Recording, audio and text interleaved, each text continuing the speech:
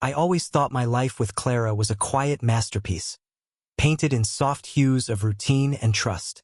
20 years married, 2 kids grown and off to college, and a house in the suburbs that hummed with the kind of peace you earn after decades of steady effort. I'm a structural engineer, good with numbers, better with steel beams, and Clara, she was the heartbeat of it all.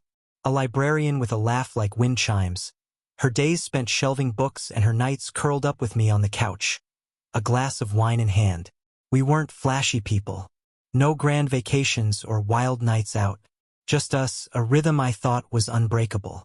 It started with the phone calls, late ones after I'd gone to bed. I'd hear her voice, low and secretive, drifting up from the kitchen. At first, I didn't think much of it, maybe a friend in crisis, a sister with gossip. But then the calls stretched longer, and she'd come to bed with this strange energy, like she'd been somewhere else entirely. I asked her once, casual as I could manage, "Who's keeping you up so late?" She smiled, brushed it off. "Just catching up with an old college buddy," she said. "You wouldn't know him." That should have been my first clue. I didn't know many of her college friends, not because I didn't care, but because she'd always painted that part of her life as a blurry footnote. "Wild days," she'd say with a wink. But I grew out of them. I trusted her. Why wouldn't I? She was Clara, my Clara. But then I noticed the way she'd linger over her phone, her fingers dancing across the screen with a kind of urgency I hadn't seen in years. She'd laugh at messages I couldn't see, her eyes bright in a way that didn't include me. One night I couldn't sleep. The house was too quiet, and her side of the bed was cold. I padded downstairs, expecting to find her with tea and a book, but she wasn't there. The back door was cracked open, and I saw her silhouette in the yard, pacing under the oak tree, phone pressed to her ear. Her voice was a whisper, but I caught fragments, soft, intimate words that didn't belong to me. "I can't stop thinking about it," she said. "You make me feel alive again." My stomach twisted. I stood there, barefoot on the hardwood, feeling the foundation of my life shift beneath me. I didn't confront her that night. I went back to bed, lay there staring at the ceiling, trying to convince myself I'd misheard. But the next day I started watching. Little things at first. How she'd dress up for book club in ways she never had before. How she'd come home flushed and distracted. I told myself I was paranoid, that 20 years couldn't unravel over a few late-night whispers. But doubt is a slow poison, and it was already seeping into my bones. I'm not a man who jumps to conclusions. I build things, bridges, buildings. Everything I do is about precision, about knowing the load a structure can bear before it cracks. So I approached this the same way. I needed evidence, not hunches. Clara's phone became my first target. She'd always been careless with it, leaving it on the counter while she cooked or showered.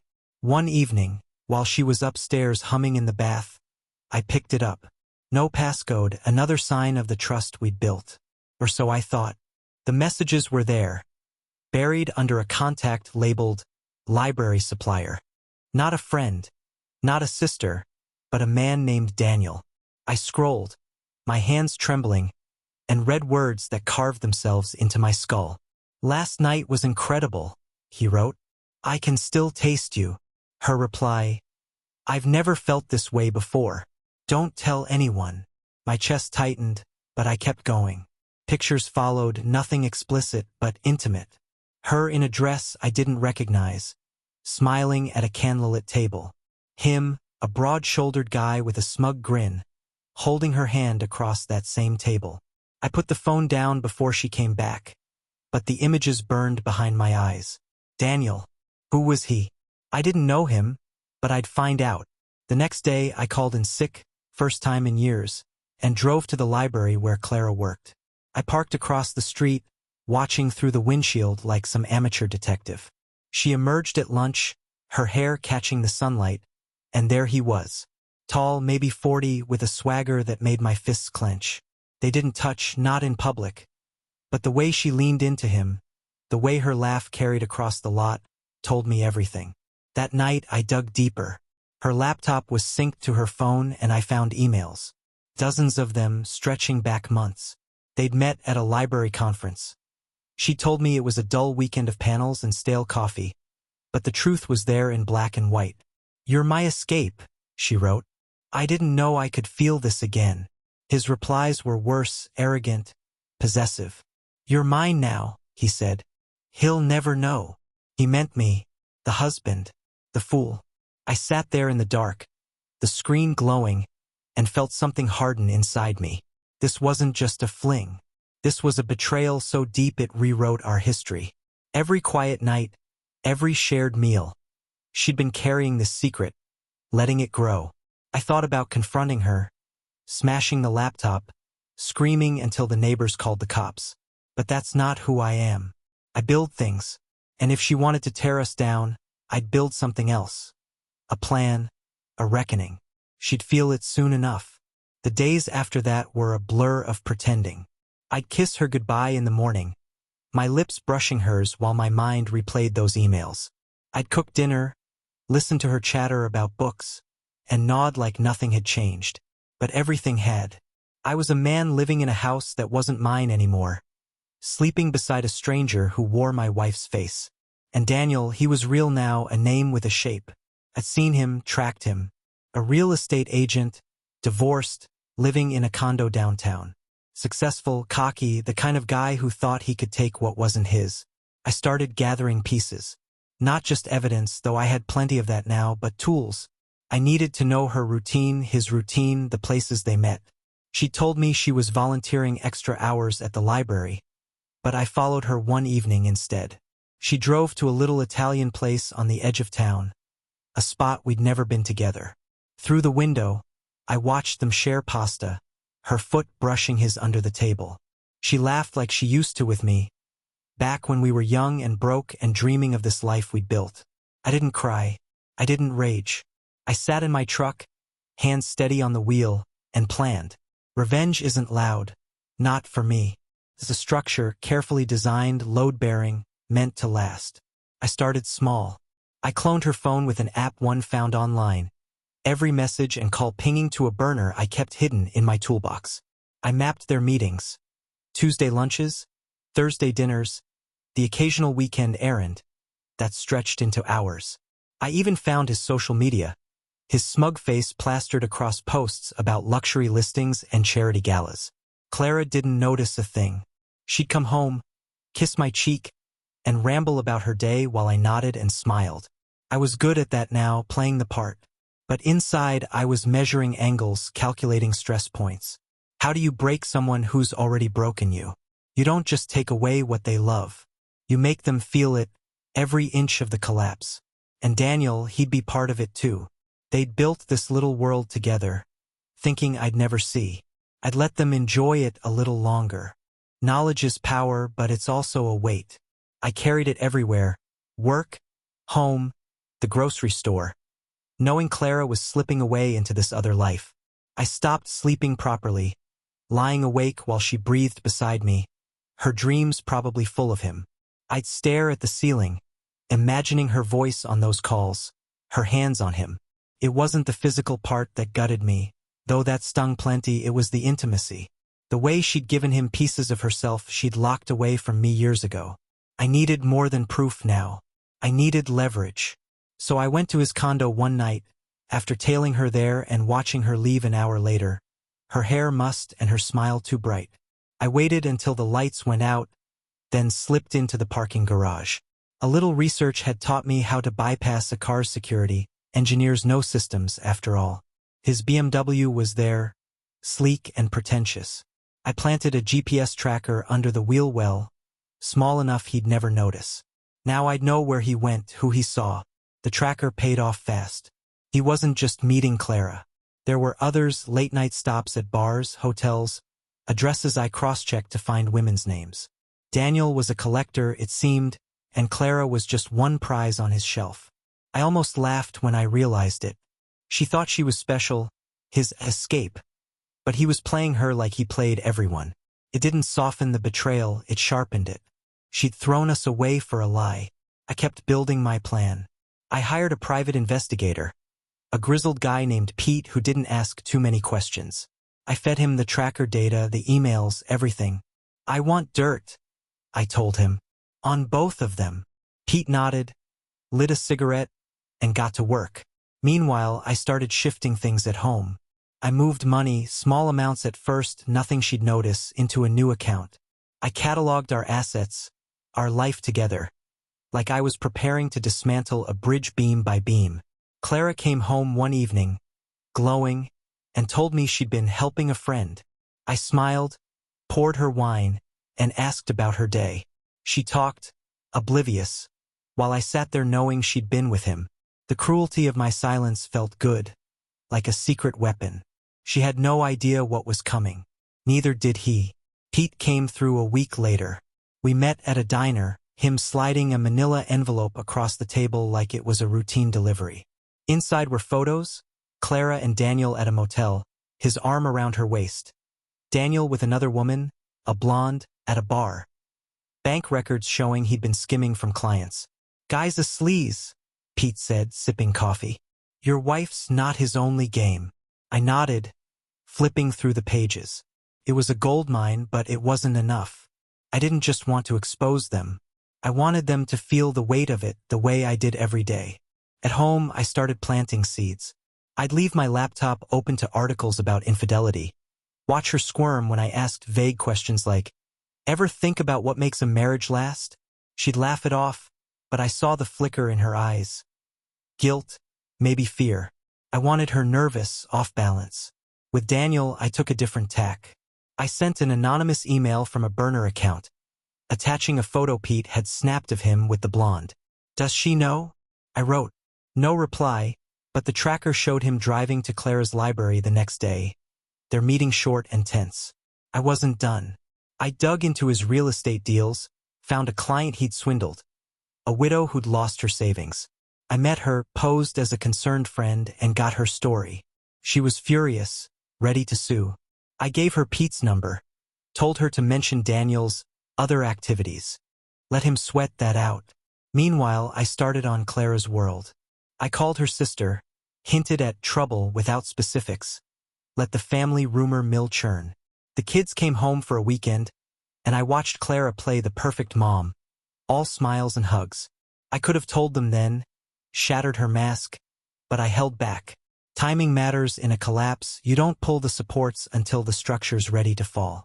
That night, I looked at her across the table, her face soft in the candlelight, and felt the first real spark of hate. Not just for her, but for the life I'd trusted. Revenge was coming, and it wouldn't be quick. It'd be a slow, deliberate crush, and they'd both feel every second. The kids left after the weekend, and the house felt hollow again. Clara hummed while washing dishes, oblivious to the storm I was brewing. I'd started to see her differently, not just as my wife, but as a puzzle to dismantle. Every smile, every casual touch was a lie I could use. Pete's envelope sat in my truck, a ticking bomb of evidence, but I wasn't ready to detonate it yet. I wanted more than a confrontation. I wanted her to unravel, thread by thread, until she couldn't recognize herself. I turned my attention to Daniel's world next. The widow had taken my bait. Pete told me she'd hired a lawyer, and whispers of a lawsuit were circling. I fed the fire anonymously, posting vague warnings on real estate forums about untrustworthy agents, with just enough detail to point at him. His online presence shifted, fewer smug posts, more defensive replies. Good. Let him squirm. But Clara was still his anchor, their messages a lifeline of stolen moments. I had to cut that too. One night, I accidentally left my burner phone out. A text from Pete visible. Got more on him. Call me. Clara saw it, her eyes narrowing as she handed it to me. Work stuff? She asked, voice tight. I shrugged, casual as ever. Yeah, just a side project. She didn't push, but I saw the wheels turning.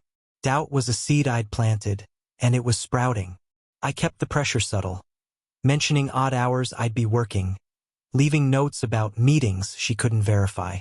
She started checking my phone when she thought I wasn't looking. The irony wasn't lost on me. Then I struck deeper. I hacked into her library's scheduling system, child's play for someone who understands networks, and swapped her shifts. She'd show up to find someone else at her desk, flustered and confused, while I'd feign sympathy at home. Maybe they're phasing you out, I'd say, watching her confidence crack. She loved that job, her little kingdom of books and order. I'd take it from her, piece by piece, just like she'd taken our life from me. By week's end, Daniel's tracker showed him circling town, erratic stops at bars and clients' homes. The lawsuit rumors were spreading, and I'd bet he was losing sleep. Clara noticed too, her calls with him grew shorter, her tone sharper. I listened through the cloned phone, savoring the strain. "You said this wouldn't happen," she hissed one night. "Fix it." His reply was clipped. "I'm trying. Just keep it together." They were fraying, and I hadn't even shown my hand yet. Clara's unraveling was slow but delicious. She'd always been steady, the calm center of our home, but now she snapped at small things. Burnt toast, a misplaced sock. I played the concerned husband, asking if she was okay, suggesting a doctor. "You've been off lately," I'd say, all soft worry. She'd brush me off, but the mirror told the truth. Dark circles under her eyes, a tightness in her jaw. She was carrying him now, his mess bleeding into her life, and I was the quiet shadow making it worse. I escalated with Daniel. The widow's lawsuit hit the local news. Small article, big enough to sting. I mailed copies to his office, his neighbors, even his gym, and signed but with a handwritten note. "Karma's watching. Let him wonder who knew." The tracker showed him driving to Clara's library that afternoon, a frantic visit. I followed, parked a block away, and watched them argue in the lot. Her arms flailed, his face red. She stormed off, and he kicked a tire before peeling out. Perfect. At home, I started rewriting our past. I pulled out old photo albums, left them open to happier times. Our wedding, the kids' birthdays. "Remember this?" I'd ask, voice wistful. She'd nod, distracted, but I saw the guilt flicker. I wanted her to feel the weight of what she'd traded. Then I'd slip in questions, innocent, sharp. "Ever think we got too comfortable?" She'd freeze, mumble something vague, and change the subject. I was chipping away at her, and she didn't even know why. Pete dug up more. Daniel's ex-wife, bitter and talkative. I met her at a coffee shop, said I was a concerned friend. She spilled everything. His gambling, his lies, how he'd left her broke. "He's a leech," she said, eyes hard. "Drains everyone dry." I thanked her, slipped her a few bills for her time, and walked away with a new weapon. Clara didn't know who she'd tangled with, but she'd find out. That night, I left a voicemail on Daniel's phone from a blocked number. My voice disguised with an app, "Your secrets aren't safe." Neither is she.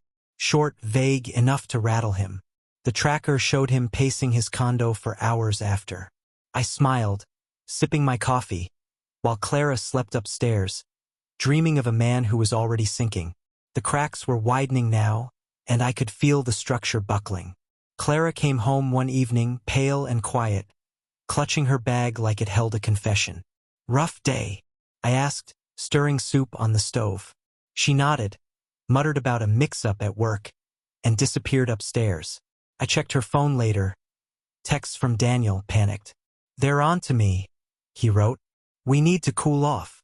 Her reply, "I can't do this alone." Alone. She'd never been alone with me, not really. I pushed harder. I called the library, posed as a donor, and suggested they audit their staff schedules. By the next day, Clara was on edge, ranting about some idiot causing chaos. I listened, all sympathy, while knowing I'd lit the match. Her kingdom was shrinking, and she had no one to blame but shadows. Meanwhile, Daniel's world was imploding, clients dropping him, his name mud in the real estate game. I sent another anonymous note, this time to his biggest client. "Ask about the widow. The kids called that weekend, and I let slip we might visit soon." Clara overheard, her face tightening. "Now's not a good time," she said, too quick. I shrugged, let it hang. She was trapped. Couldn't explain why without tipping her hand. I wanted her isolated, cut off from the life she'd built around me. So I reached out to her friends, casual chats about how she's been distant. Word would spread. She'd feel the walls closing in. Daniel tried to fight back. The tracker showed him meeting a lawyer, then Clara at a park late one night. I drove by, saw them huddled on a bench, her head in her ascending, his in hers. I didn't stop, just watched long enough to see her cry, him pacing. She was breaking too, and I was the architect of it all. That night, I left a single photo from Pete's stash on her pillow. Her and Daniel mid-laugh at that Italian place. No note, no words. Just the image, a silent blade. She found the photo at dawn. I heard her gasp from the kitchen, where I sipped coffee like it was any other morning. She stumbled down, eyes wild, the picture trembling in her hand. "What is this?" she demanded, voice shrill. I looked up, calm as steel. "You tell me, Clara." She froze, mouth working but no sound coming. I stood, slow and deliberate, and walked past her. "Think about it," I said, leaving her there, the silence heavier than any shout. She didn't follow me. I drove to work, but my mind was on her, imagining her pacing, replaying every lie. I'd given her no answers, just the truth in a frame. Let her stew in it. Meanwhile, Daniel's day was worse. Pete texted. He's fired. Office locked him out. The lawsuit had teeth now, and his career was bleeding out. I smiled, picturing him scrambling, calling her, finding no comfort. At lunch, I met the widow again. She was fierce, fueled by rage. "He's done," she said, showing me legal papers. I nodded, handed her an envelope, cash and a list of Daniel's other marks. "Spread the word," I told her. She would. By nightfall, his name was poison. I checked the tracker. He was at a bar, alone, drowning what was left of his pride. Clara called me that afternoon, voice shaky. "We need to talk." I agreed, neutral as ever. "Sure. Tonight." I wanted her to come to me, to beg for the conversation. When I got home, she was a wreck. Hair tangled, eyes red. "How long have you known?" she whispered. I leaned back, crossed my arms. "Long enough." She crumpled, sobbing, but I felt nothing. Not anymore. I let her talk. Excuses, tears, how it just happened. I listened, stone-faced, until she ran dry. Then I stood. "You chose this," I said. "Now live with it." I walked out, leaving her in the ruins of our life, the first phase of my revenge complete. The next morning I moved out. Not far, just a rental a few miles away, close enough to watch the fallout. I packed light, left the house intact, a museum of our past she'd have to face daily. Clara called, texted, pleaded for me to come back. I ignored her. Silence was my weapon now, sharper than any words. She'd built this cage with Daniel. Let her rattle the bars. Daniel's collapse accelerated. The widow's crusade had legs, clients suing, his condo up for sale. I sent his ex-wife a tip about hidden assets, watched the tracker as he fled to a cheap motel. Could have stopped there, but I didn't. I mailed Clara a package, copies of his texts to other women, proof she wasn't special. No note, just the evidence. Let her see the man she'd burned us for. At work, I was a ghost, focused, cold. Colleagues noticed, asked if I was okay. "Fine," I'd say, and they'd back off. I didn't need pity. I needed control. I met Pete again, handed him a new job, find her weak spots. He grinned, took the cash, and vanished. By week's end, he had it. Her sister's disdain, her friend's gossip, her boss's frustration. I'd use it all. Clara showed up at my rental one night, desperate, banging on the door. "Please, let me explain." I opened it, stared her down. She looked small, broken. "You don't get to explain," I said. "You get to feel it." I shut the door, her sobs echoing outside. Revenge wasn't loud or fast. It was a slow grind, and I was just getting started. Clara's visit to my rental marked a shift. She stopped calling after that night, her silence a mirror of mine. I'd expected more fight, but maybe she finally saw the depth of the hole she'd dug. I didn't care. My focus was on the endgame now, tying every loose thread into a noose they'd both feel. Daniel was a wreck, holed up in that motel, his life a pile of ash. Clara was next, and I'd make sure it wasn't quick or clean. Pete's intel on her weak spots was gold. Her sister, Lisa, had always been the judgmental type. Perfect hair, perfect life, quick to criticize. I called her, played the wounded husband just enough to stir her up. Clara's not herself, I said, voice low. She's hiding something. Lisa pounced, promising to get to the bottom of it. I knew she'd confront Clara, twist the knife with family scorn. Then I reached out to her boss, a stern woman named Margaret, and dropped a hint about unreliable staff. No names, just enough to tighten the screws. I kept tabs on Daniel too.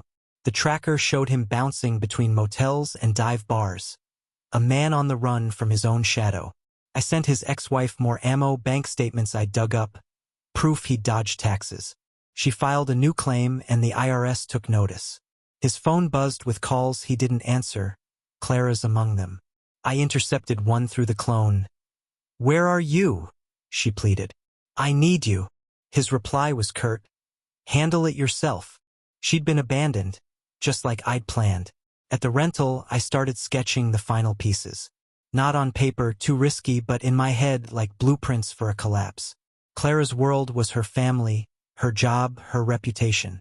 I'd take them all, but not with a wrecking ball. I'd use her own hands to do it, make her pull the levers without knowing. The key was the kids. They'd be home for Thanksgiving soon, and I'd let them see the truth. Not through me, but through her unraveling. I left her one last gift before then. A USB drive in her mailbox, labeled Memories. Inside were audio clips from her cloned phone, her whispered confessions to Daniel, her laughter at my expense. No note, just the files. Let her listen, let her wonder who'd sent it. I pictured her pale face, her trembling fingers, as she realized the walls weren't just closing. They were talking back. Thanksgiving loomed, and I could feel the weight of it building. Clara texted me, a shaky olive branch. "Can we talk before the kids come?" I replied, "Sure, my place. Tomorrow." She arrived looking like a ghost, thin, eyes hollow. I let her in, poured coffee, and sat across from her, silent. She fidgeted, then blurted, "I'm sorry. It was a mistake." I leaned back, sipped my drink. "Mistake's a weak word, Clara. You chose him." She flinched, tears welling, but I didn't soften. She tried to explain how she'd felt lost after the kids left, how Daniel saw her. I listened, nodding, letting her spill it all. Then I slid the USB across the table. "Listen to this," I said. "Tell me if it's still a mistake." She stared at it, confused, then plugged it into her phone with shaking hands. Her own voice filled the room, soft, giddy, telling Daniel she'd never felt so free. She stopped it, face crumpling. "How did you?" she started. I cut her off. "Doesn't matter. You did this." She left sobbing, and I knew she'd heard enough to dread the holiday. The kids arrived 2 days later, Mark and Emily, all smiles and hugs. I told them I was staying nearby for work, kept it vague. Clara played her part at first, cooking turkey, chatting like nothing was wrong. But the USB had done its work. She was jumpy, dropping plates, her laugh forced. I watched from the sidelines, a guest in my own home, waiting for the crack. Came at dinner. Emily asked, casual as anything, "Mom, you okay? You seem off." Clara froze, fork trembling, then burst into tears. Mark frowned, looked at me. "What's going on?" I shrugged, calm. "Ask her." She tried to deflect, "Just tired." But the kids pressed, sensing the lie. Finally, she snapped, "It's nothing. Leave it." They didn't. Emily stormed off, Mark followed, and Clara sat there, alone at the table, the perfect family she'd cherished shattered. I left too, but not before whispering, "You built this." The kids called me later, confused, angry. I didn't spill, just said, "She's got things to tell you. Let her confess. Let her drown in it." The holiday fallout was swift. Mark and Emily stopped answering Clara's calls. Lisa had gotten to them, I'd bet, with her sanctimonious spin. I didn't interfere. They'd figure it out eventually. But for now, Clara was cut off, her lifeline to them severed. At the library, Margaret called her in. Pete tipped me off and suggested a leave of absence. Too many complaints, she'd said. Clara came home to an empty house. No job, no kids, just the echo of her choices. Daniel was a shell now. The IRS seized his accounts, his condo sold at a loss. I tracked him to a rundown apartment, a far cry from his swaggering days. I sent one last anonymous package. Photos of him with Clara, the blonde, the widow's testimony, mailed to his new neighbors. Let him live with eyes on him, whispers behind his back. He'd broken her, but I'd broken him first. I met the kids for coffee, played the steady dad. They asked about Clara, and I kept it simple. She's got some things to work through. They nodded, hurt but trusting me. I didn't need to say more. Clara's silence was louder than any accusation. Back at the rental, I started sorting my new life. Divorce papers drafted, assets split. I keep the house, let her scramble for rent. She'd feel the loss of every brick I'd laid. Clara showed up again, begging. I'll end it with him. I'll fix this. I looked at her, this woman I'd loved, and saw only a stranger. You don't fix a bridge after it's burned, I said. You walk away. She left, defeated, and I felt the first real peace in months. Revenge wasn't about her tears. It was about her living with the wreckage. That night, I toasted myself with a beer, the blueprint complete. One more move to go. The unusual twist came next, not in the betrayal itself, but in how I'd rewrite it. Clara thought Daniel was her escape, her spark. I turned that into her prison. I'd learned from Pete that Daniel had a habit recording everything, a narcissist's trophy case. His cloud storage was sloppy, easy to crack with the right tools. I found it. Hours of audio, some with Clara, her voice spilling secrets she'd never told me. Not just about them, but about us. How she'd settled. How I'd never understood her. I didn't flinch. I edited the files, stripped the context, and sent them to her friends, her sister, her old college group. Anonymous, of course. Let them hear her disdain, her duplicity, without knowing the full story. The fallout was instant. Texts stopped. Invites dried up. Lisa called me, furious. She's a liar. I agreed, mild as ever, and let her spread the venom. Clara's world shrank to her house, her shame a cage of her own making. Daniel got his own dose. I leaked snippets to his remaining contacts. Clients, bar buddies. Him bragging about taking what he wanted. His name was mud before, but now it was radioactive. He'd betrayed her too, in his way, and I'd made sure she knew it with those texts I'd mailed. They were alone now, tethered only by their ruin. I filed for divorce that week, served her at home. She signed, no fight left, and I took the house, the savings, everything she'd leaned on. She moved to a cramped apartment, a downgrade she'd feel every day.